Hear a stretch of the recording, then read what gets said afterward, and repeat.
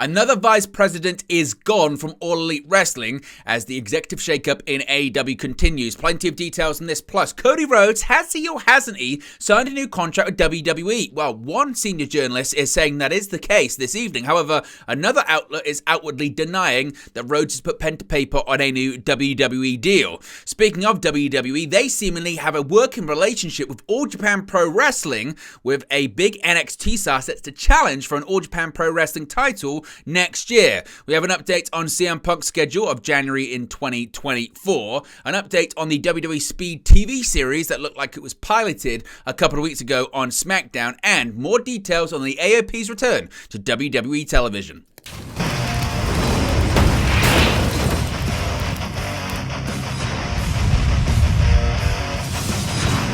Hey guys, welcome back to Wrestling News 365. Hope everyone is doing very well. As always, there are plenty of news stories to get into in the world of professional wrestling. Let's start off talking about yet another vice president leaving All Elite Wrestling. It's been a busy couple of weeks when it comes to shakeups behind the scenes in WWE. Of course, we know that QT Marshall has recently announced his resignation. He's leaving. He's finished up with the company. Of course, he was a former vice president in AEW. And also now, we've got another VP leaving the company.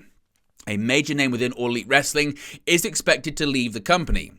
Word has made it a way around the industry that longtime AEW employee Raphael Morphy will be finishing up with the company at the end of the year. Now, you may or may not recognize his face or his name. Morphy has served as the vice president of live events / touring. Morphy has teased new opportunities of late and is expected to be pursuing other interests in 2024. Though the news was discussed within the industry, according to Fightful Select, it didn't seem to make its way around backstage at AEW's tapings in recent week. Now, Morphy has worked for several pro wrestling companies. He's worked for both WWE and TNA Wrestling in the past, where he served as senior director of live events for the latter. He also worked for the New York Cosmos football team as well. What are your thoughts when it comes to the executive shakeup in AEW recently? As I mentioned, QT Marshall leaving. Of course, we know Raphael Morphy leaving. In addition to that, Kevin Sullivan, who was the vice president of post-production, also exiting the company. Is this a good thing for AEW, or is this just more sign of backstage chaos and changes within the organization, something that was referenced by QT Marshall as one of the reasons for his departure? But when it comes to live events and touring, is it a good thing that someone else would be stepping into that role? Should they book smaller venues, and should their promotion be better for their live shows? Let me know your thoughts and your reaction to all of that in the comment section below. Now, let's talk about Cody Rhodes, because there's been some conflicting stories going around regarding Cody Rhodes and his WWE status, about possibly him putting pen to paper on a new WWE contract.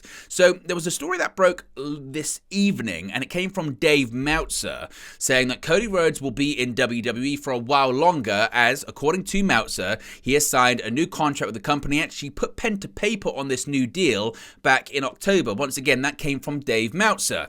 Now, the news came on the heels of a Fightful report that we spoke about previously, that WWE was looking to sign Cody Rhodes to a new deal imminently, and it was actually described as a priority for TKO leadership. Now, the length and financial terms of the new contract, according to Meltzer, is unknown, but Meltzer said it was a similar timing situation to Charlotte Flair, where it was learned this month that she had signed a new contract with the company months prior to. Now, of course, after co-founding AEW in 2019, Rhodes announced in February of 2022 that he and his wife Brandy would not be returning to the company. He then signed with WWE and made his return after 6 years away, defeating Seth Rollins at the WrestleMania 38 event in Texas after being revealed as Rollins' surprise opponent. Since returning, Rhodes won the 2023 Men's Royal Rumble match, then headlined WrestleMania 40, but was unable to pull away the undisputed WWE Universal Championship from Roman Reigns in Los Angeles at the event. He also missed considerable time, of course, due to a torn pectoral muscle. Rhodes has already declared for the 2024 Men's Royal Rumble match in hopes of getting another title opportunity. Of course, it's been a busy time when it comes to contracts for TKO/WWE. Recently, it's been confirmed that Rey Mysterio and Dominic Mysterio have signed new contracts with the company. In addition to Charlotte Flair, it's also been reported that Bayley has put pen to paper on a new deal. But this was quite surprising, because just yesterday, Sean Rossap of Fightful Select expressed that certainly WWE and TKO were looking to sign Cody Rhodes to a new long-term deal, but Rhodes hadn't put pen to paper yet, even though there was some discussion internally that he already had. But Meltzer came out today and confirmed and suggested that Rhodes had actually signed this new contract back in October, but Sean Rossap once again has said that's not what he's hearing. Now, as I mentioned, Fightful reported Friday that WWE was looking to imminently re-sign Cody Rhodes. This weekend, the Wrestling Observer, Dave Meltzer, reported that a deal was actually signed in October, but sources close to Cody himself from Fightful claim that there's some confusion on that front. Their claim is that the approach and initial offer from WWE was made in October, but no deal was signed at that point.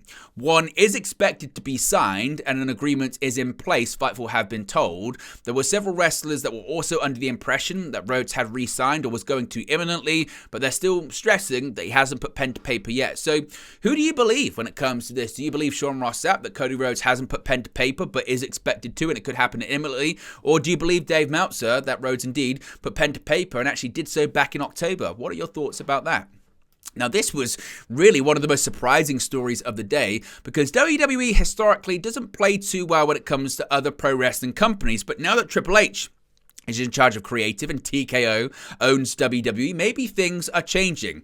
It appears that WWE and All Japan Pro Wrestling have a working relationship with a WWE NXT star set up to challenge for an All Japan Pro Wrestling title. Ahead of the January 3rd All Japan Pro Wrestling show, the promotion has been teasing that an assassin will challenge for the All Japan Pro Wrestling Triple Crown Heavyweight Championship at this event. AJPW has now shown a video revealing that the mystery talent will come from WWE and more specifically the NXT brand. In the video, All Japan President Tojoki Fukuda answered a phone call from WWE. Fukuda thanked WWE for calling him back before stating that All Japan wants a strong superstar from the NXT brand. He confirmed that he wants this talent for the Triple Crown match and finished the call by telling the caller to thank their boss in WWE for him. This has fueled speculation about which WWE NXT star could soon visit Japan for this major match. A Triple Crown Championship match has been slated to take place ahead of January 3rd, with Katsushika Nakajima set to defend the gold against Kento Maehara on December 31st. Now, WWE stars have made rare appearances for other promotions under the Triple H regime, with maybe most famously Shinsuke Nakamura, notably facing the Great Muta at the Noah New Year event earlier this year, nearly a year ago. So what are your thoughts on this story? Do you think this is WWE dipping their toe into having working relationships with international promotions? Is this just an example of WWE trying to break into Japan once again, possibly setting up NXT Japan in the future? And what NXT superstar would you like to see in All Japan Pro Wrestling? Would you like to see a Bron Breakker? Would you like to see a Ilya Dragunov? Would you like to see someone else? Let me know your thoughts about this in the comment section below. Really interested to know what you guys think about this story. Now, we've got a bit of an update when it comes to CM Punk and his schedule for January next year. And actually, ahead of the Royal Rumble, which we know he's going to be competing in, he's only seemingly going to be at 2 episodes of Monday Night Raw. Following CM Punk's return to WWE at Survivor Series, the controversial star made appearances for Raw, SmackDown, and NXT before finally choosing to join Raw during the December 11 episode of the show. Shortly after, CM Punk declared himself as an entrant in the 2024 Royal Rumble match, which is slated to be his first WWE Premium Live Event match since the 2014 Royal Rumble match in question, a decade ago.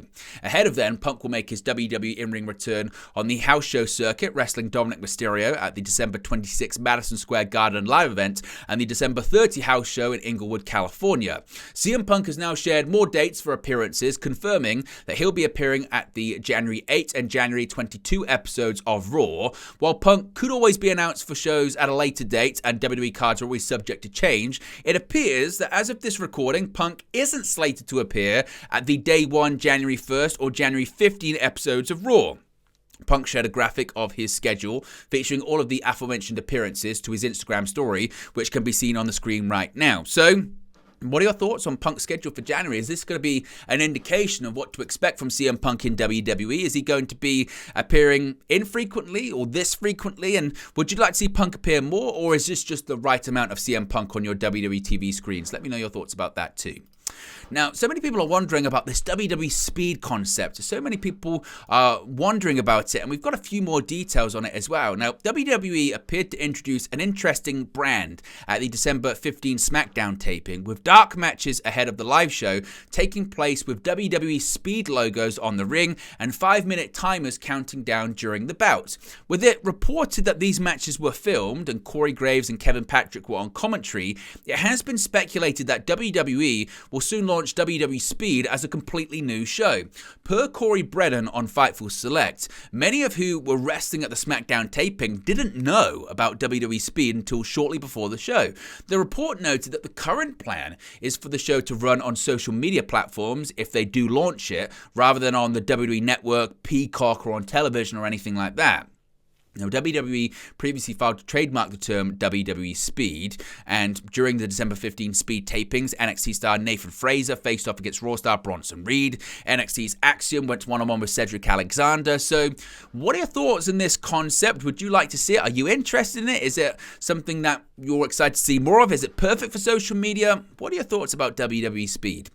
Finally, an update on the AOP and Paul Ellering. Of course, they seemingly featured in the vignette last night on SmackDown, hinting at a faction with Karrion Kross and Scarlett. Of course, this has continued to fuel rumours that Akam and Rezar of the Authors of Pain, along with Paul Ellering, will be featured in this 5-person stable on SmackDown. Per PW Insider, WWE sources have told them that the Authors of Pain will return to WWE on the New Year's Revolution edition of SmackDown on January 5th. The report noted that the duo will be back regularly after this. Now, Akam and Rezar haven't wrestled for WWE since the March 9, 2020 edition of Raw, when they teamed with Seth Rollins and Buddy Murphy, now known as Buddy Matthews in AEW, to defeat the Street Profits and the Viking Raiders. The AOP were released by WWE in September of the same year. In August, a report indicated that Akam and Rezar had signed with WWE some months ago. In fact, it was speculated they might have even been under contract for 18 months.